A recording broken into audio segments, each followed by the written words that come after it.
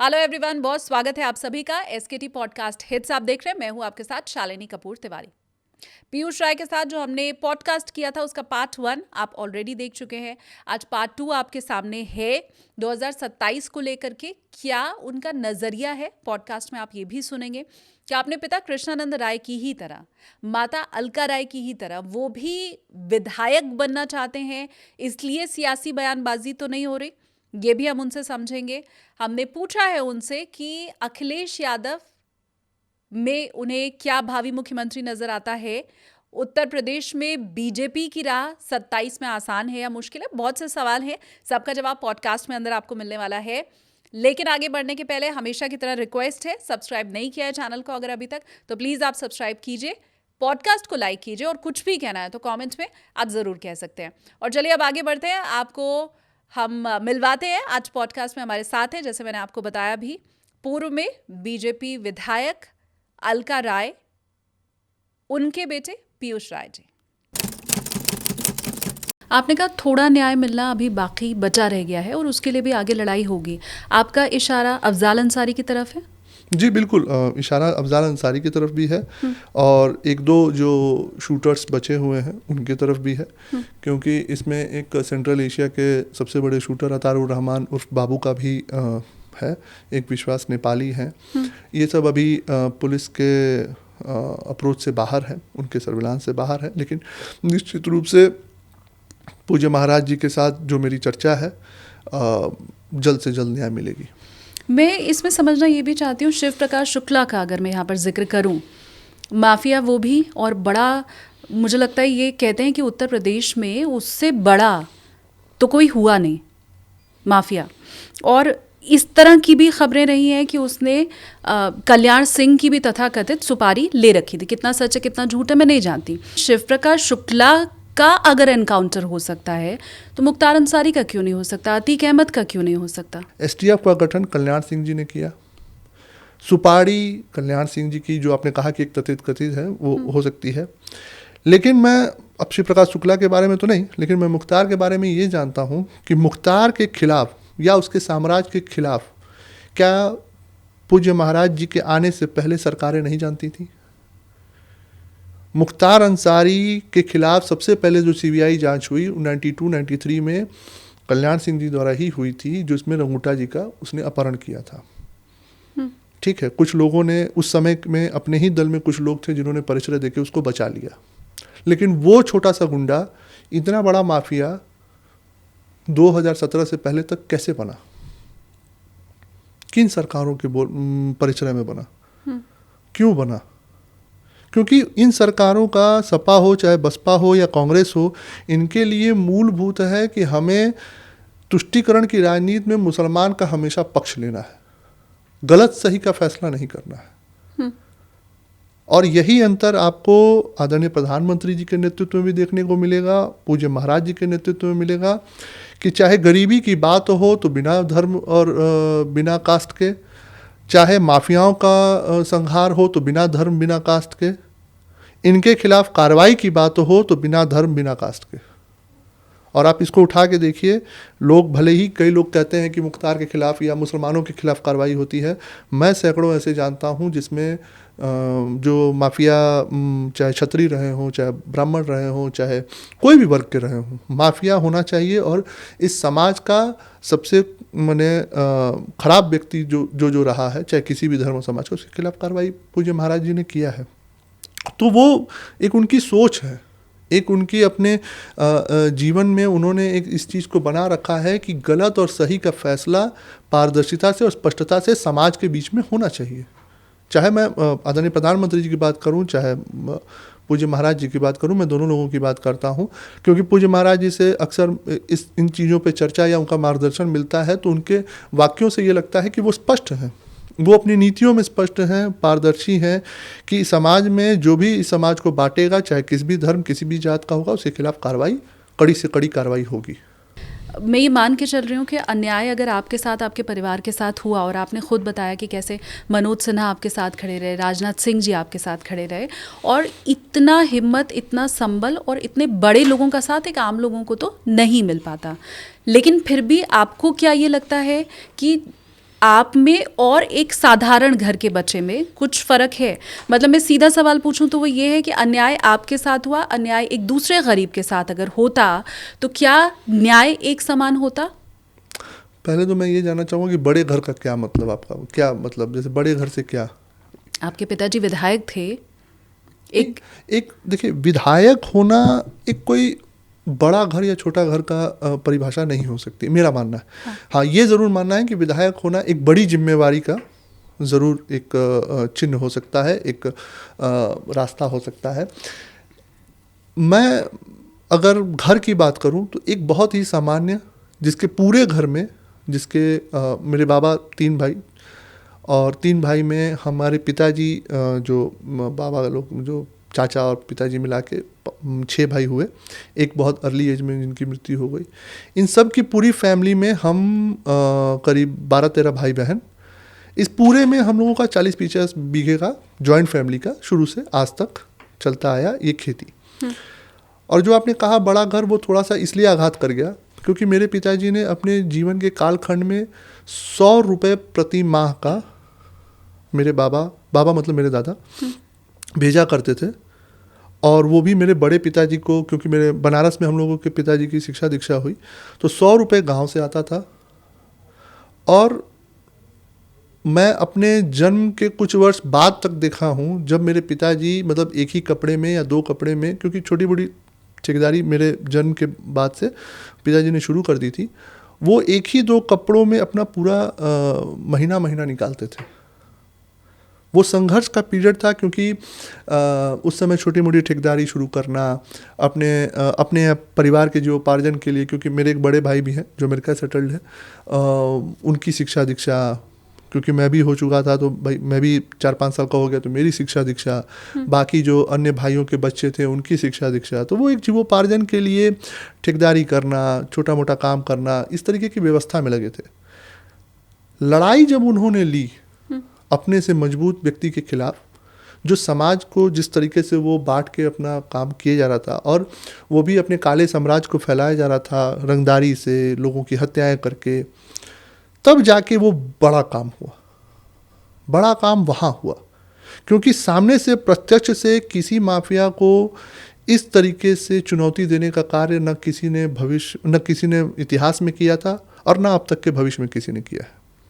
उस समय के दौर में बड़े से बड़े माफिया हुए, चाहे वो हरशंकर तिवारी हों, चाहे वो कई लोग, जैसे आप अभी शिव प्रकाश शुक्ला का नाम ले रही थी, या जो भी कई लोग हों, चाहे ब्रिजेश सिंह हो, चाहे धनंजय सिंह हो, किसी ने समक्ष आके मुख्तार अंसारी के खिलाफ आवाज़ बुलंद करके उसके किए हुए कार्यों का, उसके किए हुए मर्डर का, उसके किए हुए रंगदारी का मुँह तोड़ जवाब देने का काम नहीं किया।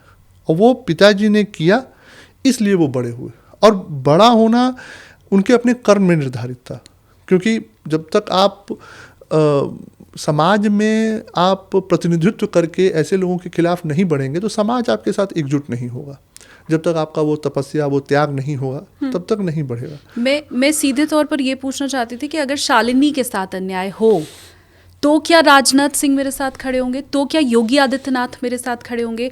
क्या कोई भी आम आदमी जो उत्तर प्रदेश का है, अगर आज उसके साथ अन्याय हो रहा है तो क्या उसको भी वो साथ मिल पाएगा जो आपको मिला? क्यों नहीं? वो महत्वपूर्ण है कि उसका संघर्ष कैसा है।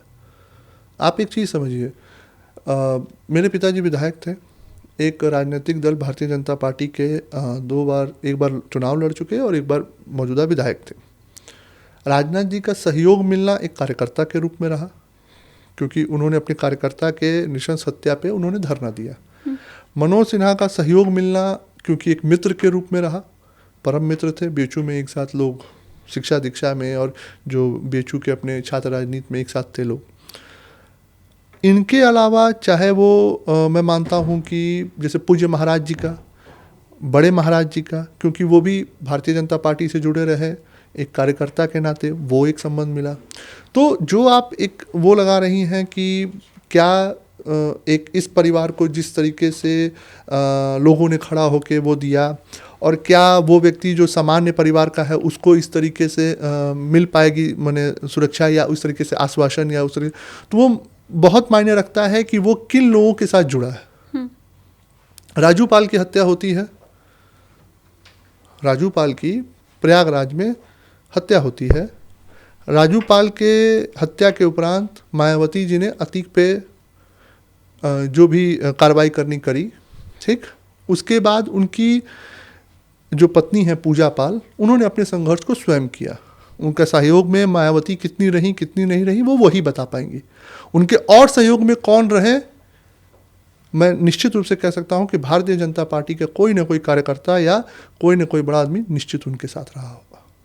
क्योंकि ये एक ऐसी विचारधारा है, ये दल एक ऐसी विचारधारा है कि आप अगर पीड़ित हैं और आप किसी भी वर्ग से हैं और आपके सहायता के लिए ज़रूरत है, तो आपके लिए राष्ट्रीय नेतृत्व भी सहयोग करेगा और वहाँ का जो लोकल इकाई है वो भी सहयोग बनेगा। आज जैसे मैंने कहानी आपको पखनपुरा की बताई, जो राजभर की बेटी है जिसके साथ ये अभद्रता हुई है, तो वो किसी अपने लीडर को खोजने नहीं गई।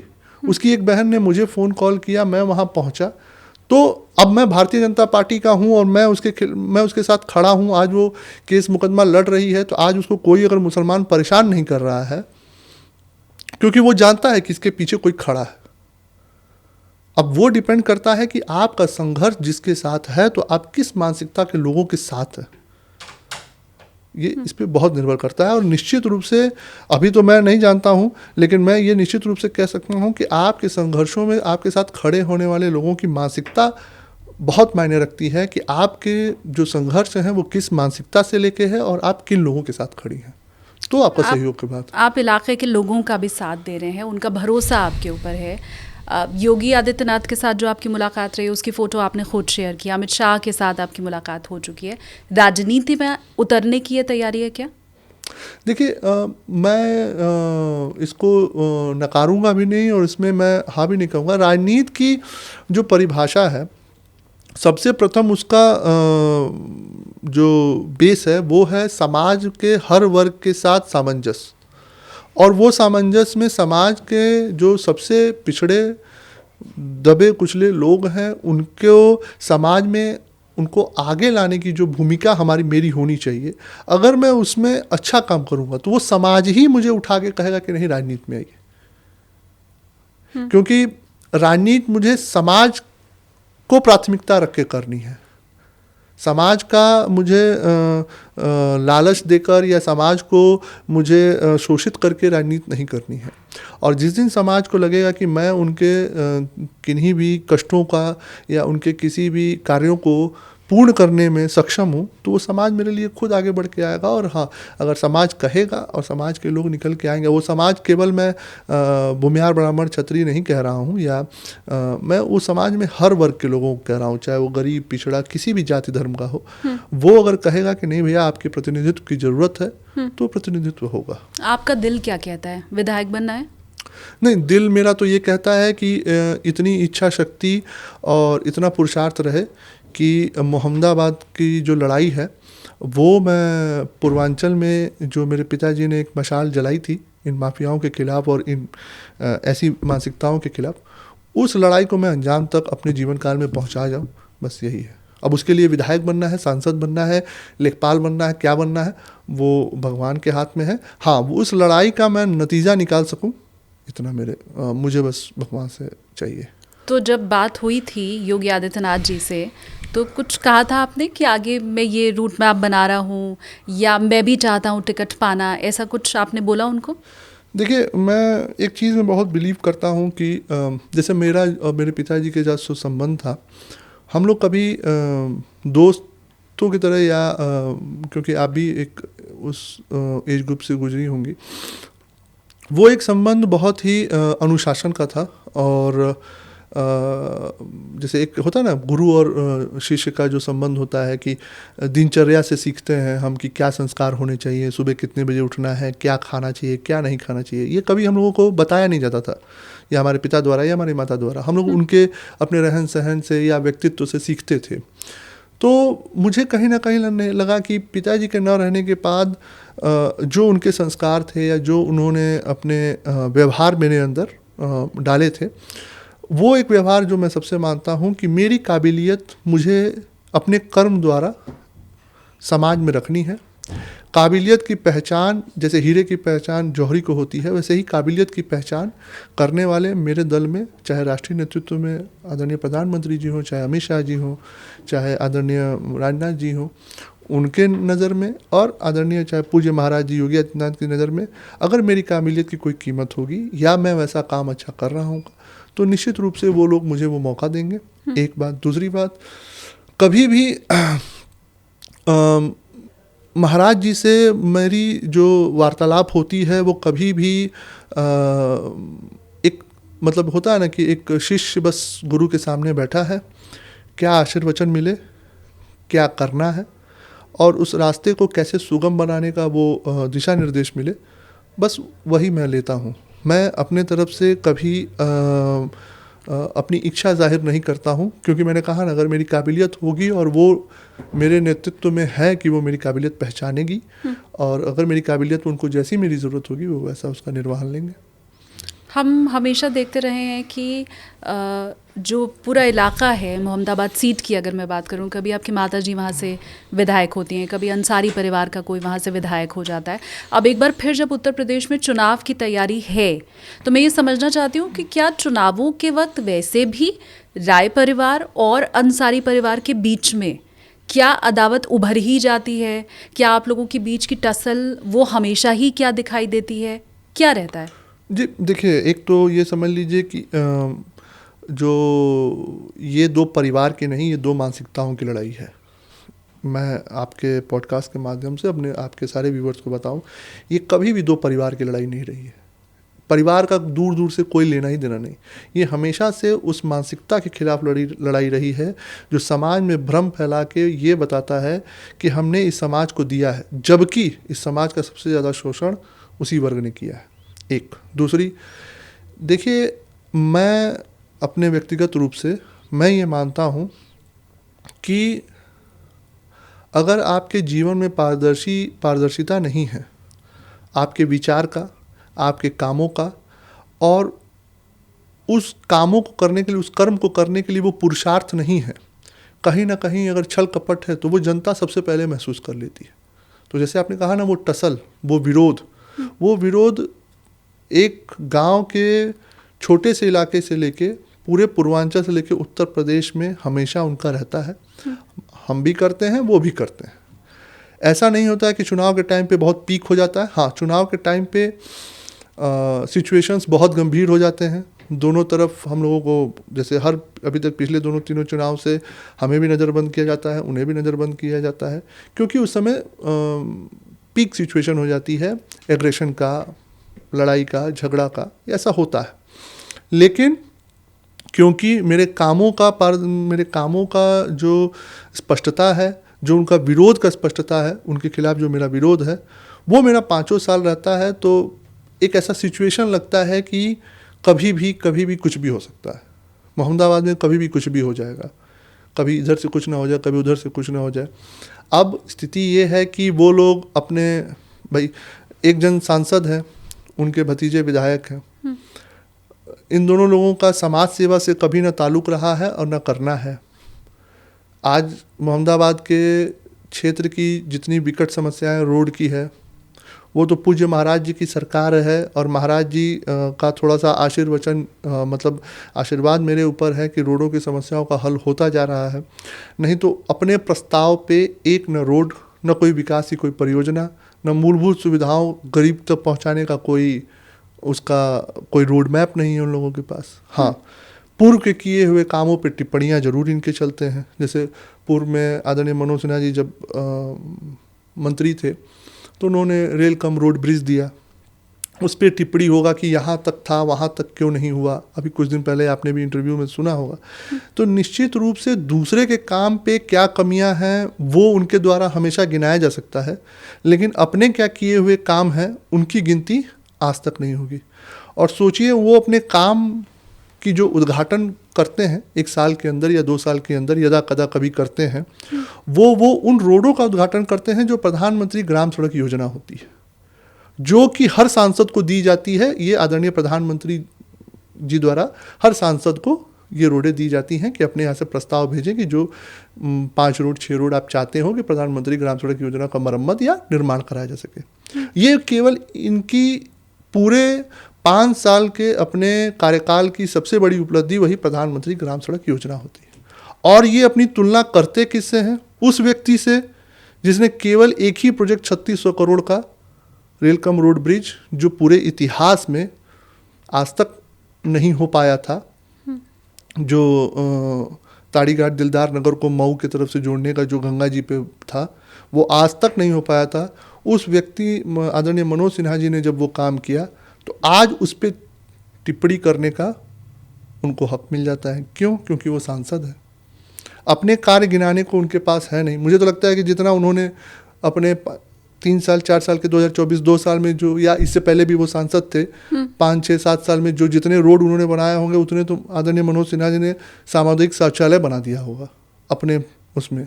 अगर वो, अब तो ये गाजीपुर का दुर्भाग्य है, अगर वो सांसद या रहे होते तो निश्चित रूप से मंत्री रहे होते तो जल्द हम गाजीपुर में हवाई पट्टी और उस पर वहाँ प्लेन उतरने की भी व्यवस्था हम लोग देखने वाले नहीं, पर मुझे आप इसकी वजह तो बताएं ना। आप बता रहे हैं कि कैसे उनके कार्यकाल में कोई काम नहीं किया गया, लेकिन सच्चाई और वास्तविकता तो यही है कि आखिरकार अफजाल अंसारी सांसद बने। उत्तर प्रदेश में योगी आदित्यनाथ का शासन, माफियाओं का पूरी तरह अंत, बावजूद इसके अगर जनता चुन रही है अफजाल अंसारी को या अगर चुन रही है मन्नू अंसारी को, तो कोई तो उसके पीछे वजह होगी। उसके पीछे देखिए 2 वजह है। एक तो जो जातिगत आधार पे जिस तरीके से वोटों का बंटवारा है, एक तो जातिगत का वो एक लाभ मिलता है। एक दूसरा, जो हम हिंदुओं में आपस में जो बिखराव है, अब आप समझिए कि एक बार इनके पास इन्होंने अपना दल बनाया था, कौमी एकता दल। अगर ये इतने ही पावरफुल या इतने ही समाजसेवी हैं तो क्यों उसको डिसॉल्व कर दिया सपा में? क्यों नहीं उससे लड़ते रह गए? अगर उनके अपने काम इतने मजबूत थे, हमने तो, अच्छा रही बात हमारे तरफ, हम तो पहले दिन 96 में 95 में मेरे पिताजी ने ज्वाइन किया बीजेपी, और आज 2026 में किसी की भी सरकार आई हो, किसी भी कालखंड में कोई भी प्रताड़ना या कोई भी संघर्ष करना पड़े, हम तो भारतीय जनता पार्टी के साथ रहे। ये बसपा में भी गए, ये सपा में आए, फिर कौमी एकता दल में आए, फिर बसपा में गए, फिर सपा में आए।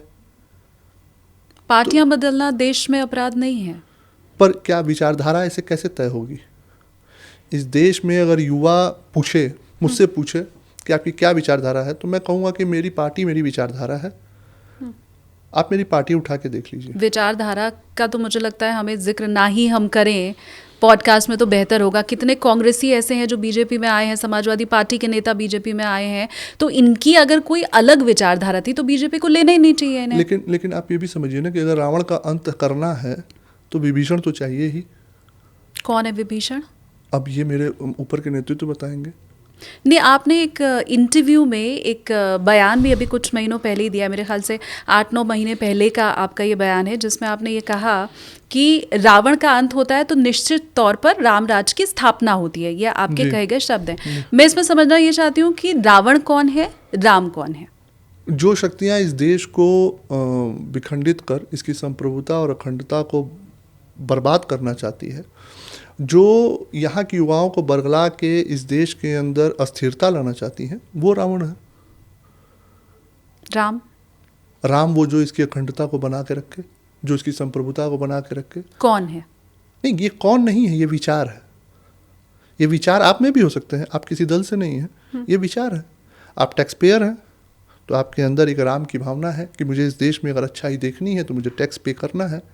लेकिन जो टैक्स चोरी कर रहा है, जो इस देश में आतंकवाद की भावना लेके आ रहा है, जो इस देश में रंगदारी आपके किए हुए कमाई का आपसे कहे कि मुझे 10% कट चाहिए, तो वो रावण है।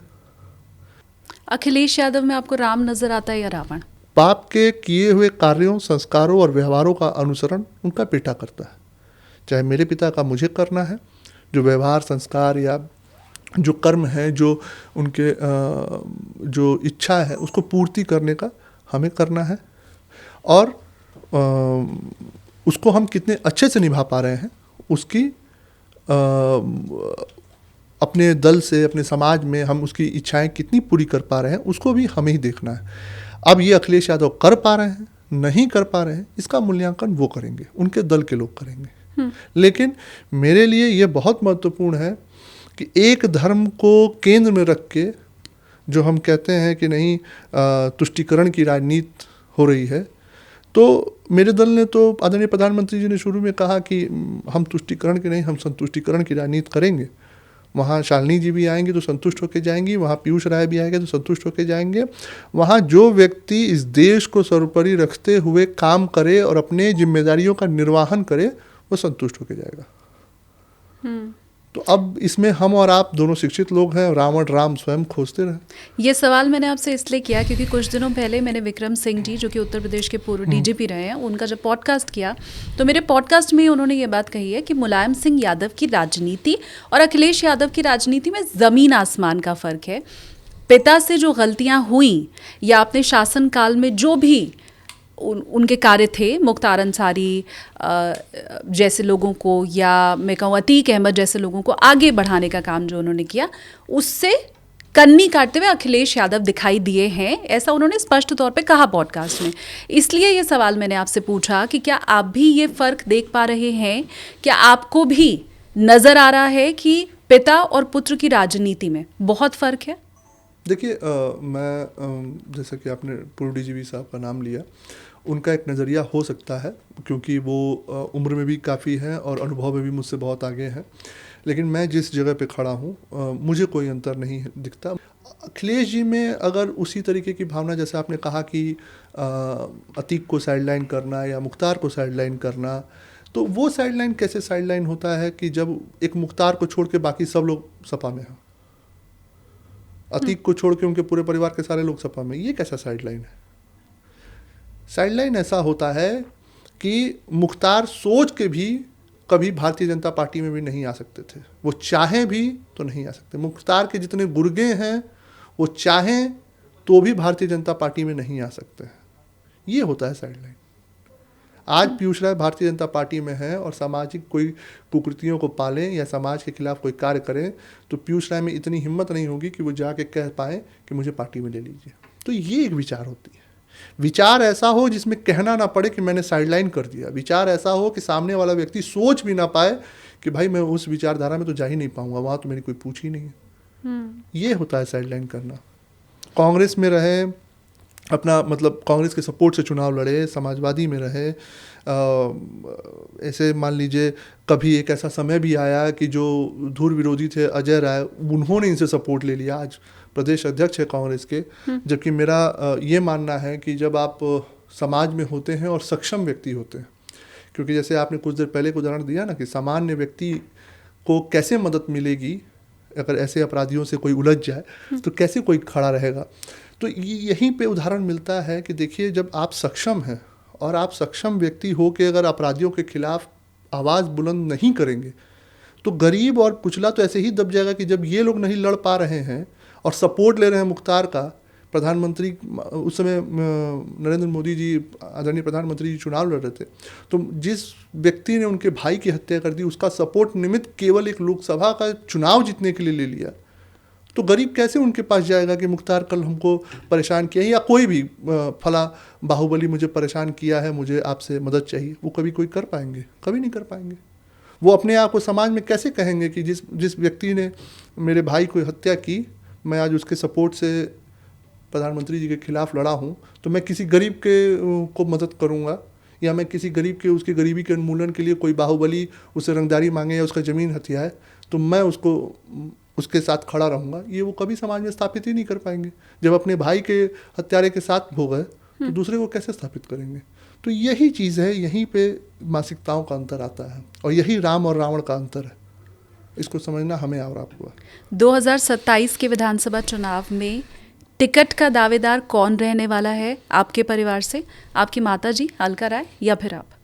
ये टोटली ये डिपेंड करता है सेंट्रल के केंद्रीय नेतृत्व पे और प्रदेश के नेतृत्व पे, क्योंकि मैंने कहा ना कि मेरे अपने किए हुए कार्य और मेरी जो प्रतिभा है वो पार्टी जिस तरीके से इस्तेमाल करना चाहे वो करेगी।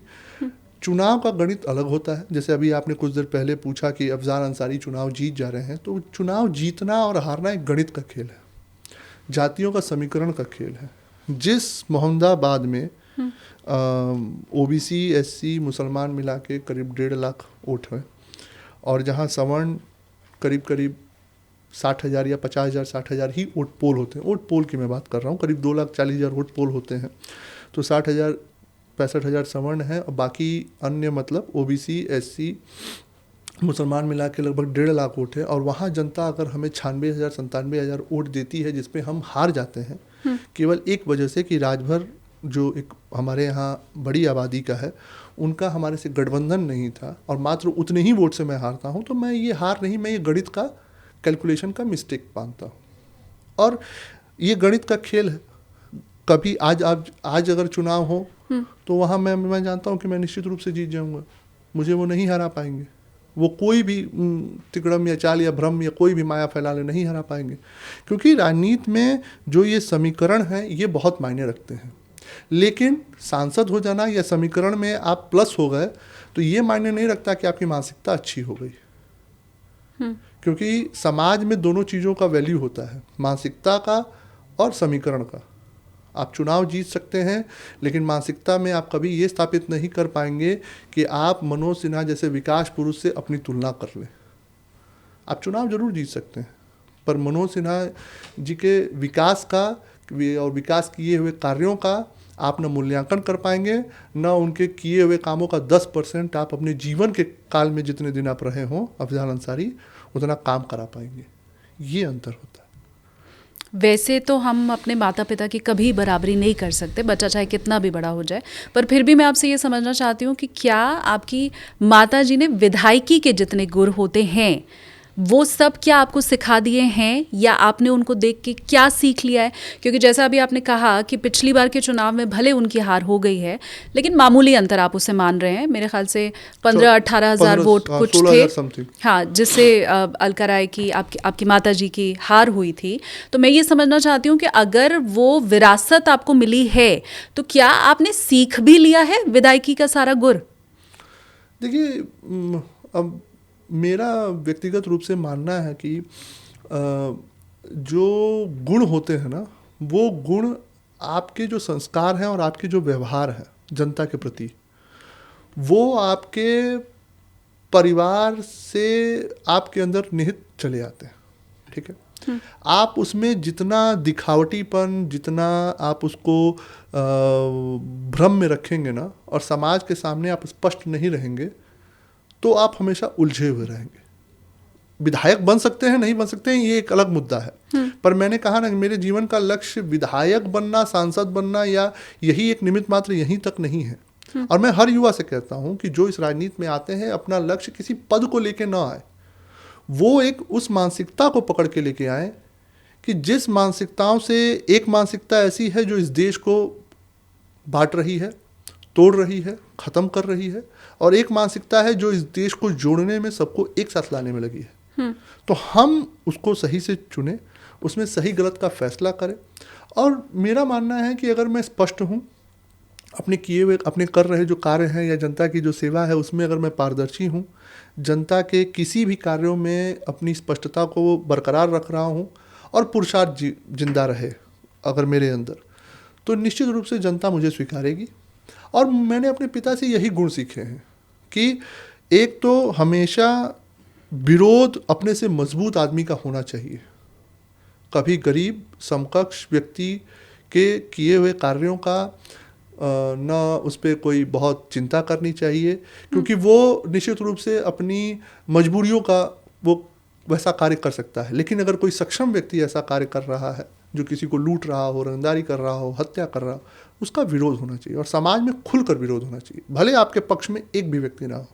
गौर करिए, 1995 में जब पहली बार मेरे पिताजी ने उनके खिलाफ टिकट मांगा, एक व्यक्ति साथ में नहीं था। एक आदरणीय मनोज सिन्हा जी को छोड़ दे जो वहाँ से लोकसभा लड़ते थे, एक व्यक्ति उनके साथ नहीं था। अगर वो व्यक्ति के रूप में जाते तो कुछ मित्र थे जो ये कहते थे कि जब चुनाव लड़ो तो हम उपस्थित होंगे, हम चलेंगे, लोगों से कहेंगे। लेकिन उन्होंने वो लड़ाई लड़ी उस समय मुख्तार अंसारी पे एक बार सीबीआई जांच हो चुकी थी।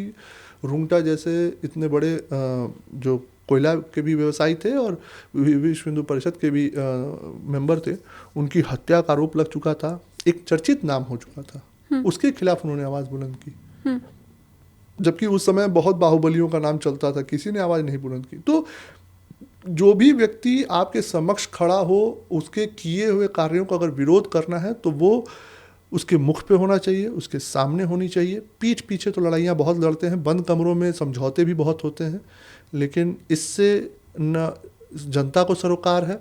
जनता बस ये जानती है कि आप क्या काम कर रहे हैं और आप कितने पारदर्शी हैं और आप आपके विचार कितने स्पष्टता से उन तक पहुंच रहे हैं, तो आप जनता से कनेक्ट रहेंगे। पीयूष जी, हमने ये सुना है कि यूथ में आपकी पॉपुलैरिटी बहुत बढ़ी हुई है इस समय। हालांकि जेनजी जो हैं उनको लेके कहा यह जाता है कि वो बड़ी डावाडोल मानसिकता वाले रहते हैं, तो वो अभी हो सकता है आपके समर्थन में भले दिखाई देते हैं सोशल मीडिया पे या शायद आपके सामने भी। आप मुझे ये बताएं कि चुनाव नज़दीक है तो 27 के यूपी चुनाव में भी जेनजी आपके साथ रहेगा, ये आपको क्यों लगता है, या वो क्यों रहे आपके साथ? नहीं, देखिए, मेरा व्यक्तिगत रूप से मानना है कि युवाओं को लेके मेरी नीति बहुत स्पष्ट है, क्योंकि मैं स्वयं एक युवा हूं। अभी अपने आप को मैं मानता हूं कि उनसे जो मैं अपने कामों को लेके जो कनेक्ट कर पाता हूं, उसकी पारदर्शिता को लेके जो कनेक्ट कर पाता हूं, और निश्चित रूप से अगर मेरे दिमाग में, मेरे दिल में और मेरे जीवा पे एक ही चीज़ है, उसकी स्पष्टता है, और उस काम उसी को मैं अपने कर्मों में दिखा भी रहा हूँ, तो युवा ऑटोमेटिकली कनेक्ट रहेगा। क्योंकि युवा को स्पष्ट चीज़ चाहिए, उसको चीज़ें गोल गोल या घुमा के कभी भी नहीं चाहिए होता, जो मैं अपने क्षेत्र में या अपने ज़िले में या अपने पूर्वांचल में मैं महसूस करता हूँ। क्योंकि युवा एक अपेक्षा लेके चलता है। वो अपेक्षा ये करता है कि जब मैं कोई मेहनत कर रहा हूँ और उस मेहनत का जो परिणाम मिले वो मेरे मेहनत के अनुरूप हो, उसमें कोई राजनीति ना हो, उसमें कोई भेदभाव ना हो, उसमें किसी तरीके का मुझे शोषित न किया जाए। और जब इस चीज़ को उसको जब संरक्षण मिल जाता है कि नहीं, आपसे कोई भेदभाव नहीं होगी, आपके किए हुए जो मेहनत है उसके अनुरूप है। जैसे उदाहरण के तौर पे आप ले लीजिए कि आज प्रदेश के अंदर जो भी सेवाओं का एग्ज़ाम हो रहा है, आप एग्ज़ाम में बैठिए, क्योंकि एक राजनीतिक फील्ड में होने के नाते कई युवाओं को आता है कि भैया देख लीजिए अगर कोई सोर्स लगे, तो मैं सीधे कहता हूँ कि देखो, इस सरकार में कोई सोर्स नहीं है। आप एक चीज़ समझ के चलो कि आपको रिटर्न देना है, आपको इंटरव्यू देना है या आपको फिजिकल देना है, आपके अपने मेहनत पे वो रिज़ल्ट आना है।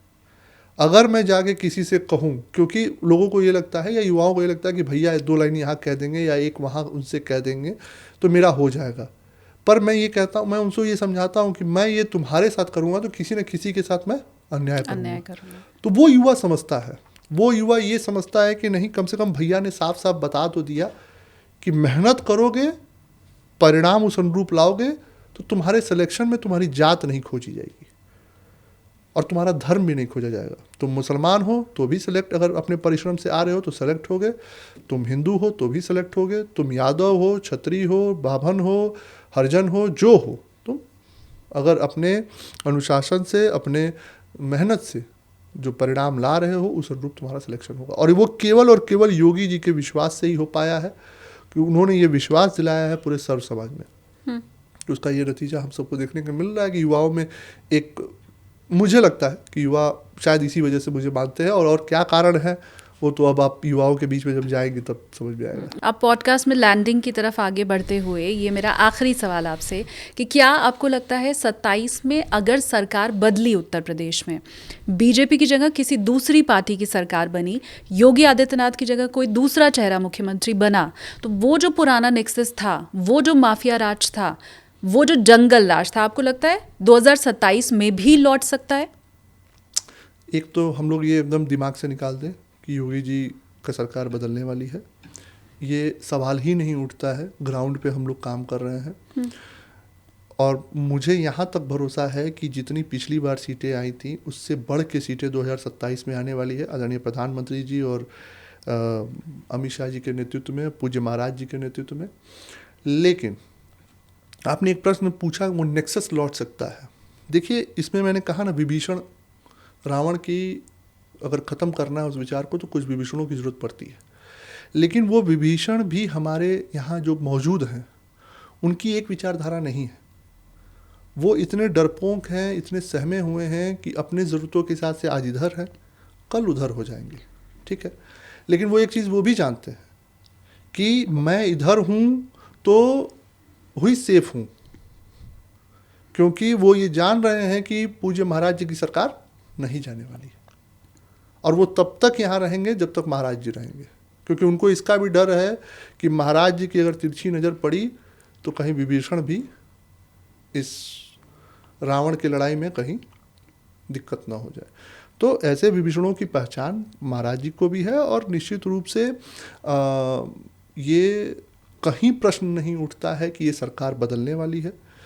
पिछली बार से भी अधिक सीटों के साथ पूज्य महाराज जी फिर से मुख्यमंत्री बनना है और आदरणीय प्रधानमंत्री जी, आदरणीय अमित शाह जी, आदरणीय राजनाथ जी का जो नेतृत्व रहा है और जो उनके मार्गदर्शन छोटे से छोटे कार्यकर्ता तक मिलता रहता है। आपको मैं छोटा सा उदाहरण बताऊं, पॉडकास्ट का अंत रहा तो मैं छोटी सी कहानी बताता हूँ। हाँ। मेरे पिताजी करीब मुझे लगता है कि मेरे भाई जो मेरे मुझसे जस्ट बड़े भाई हैं उनकी शिक्षा दीक्षा गुजरात से हुई, गांधीनगर के एक सरकारी कॉलेज में उनका एडमिशन हुआ था। और मुझे लगता है कि 2002 में मेरे पिताजी और आदरणीय मनोज सिन्हा जी उस समय उनके कॉलेज विजिट के लिए गए थे और उस समय मुख्यमंत्री आदरणीय नरेंद्र मोदी जी बाद हमारे प्रधानमंत्री हैं, उस समय चीफ मिनिस्टर थे गुजरात के। आप नहीं मानेंगी कि वो एक छोटी सी मुलाकात आदरणीय प्रधानमंत्री जी की मेरे पिताजी के साथ 2002 में एक छोटी सी मुलाकात होती है, एक जो शिष्टाचार मुलाकात कहते हैं, मेरे पिताजी ने और आदरणीय मनोज सिन्हा जी ने उनसे किया। मुलाकात वो 10 मिनट की रही और फिर उसके बाद वो लोग लौट के आ गए। 2014 में जब प्रधानमंत्री जी अपनी पहली रैली बनारस में करते हैं और मेरी माता जी वहाँ मौजूद रहती हैं, प्रधानमंत्री जी ने उस मुलाकात की जिक्र मेरी माता जी से किया। 2002 का जिक्र 2014 में मेरी माता जी से, क्योंकि ये घटना जानने वाली केवल मेरी माता जी थी, आदरणीय मनोज सिन्हा जी थे और मैं था। वो मुलाकात की जो छोटी सी उनकी रही वो आदरणीय प्रधानमंत्री जी को याद था और उसकी चर्चा उन्होंने मेरी माता जी से अपनी जो रैली थी उसमें माता जी भी उपस्थित हुई थी स्टेज पे, उनसे उन्होंने किया। तो अब आप बताइए, इतना इस संगठन का भी सबसे बड़ा व्यक्ति, इस देश के सबसे मतलब प्रधानमंत्री ही, उसको अपने इतने छोटे से कार्यकर्ता के बारे में 12 साल बाद भी याद रहा।